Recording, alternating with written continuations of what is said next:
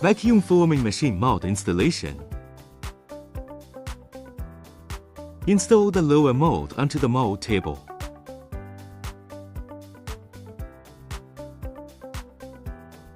Button adjustment template. Install the mold onto the mold table.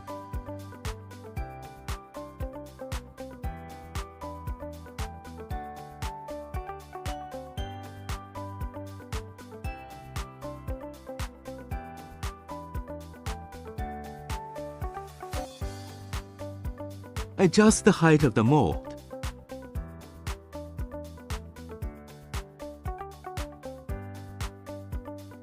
Install and fix the auxiliary upper mold.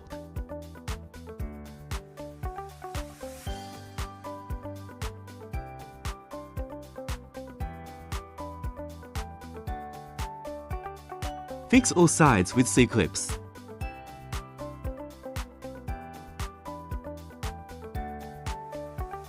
Seal the gap with paper tape between molds and templates.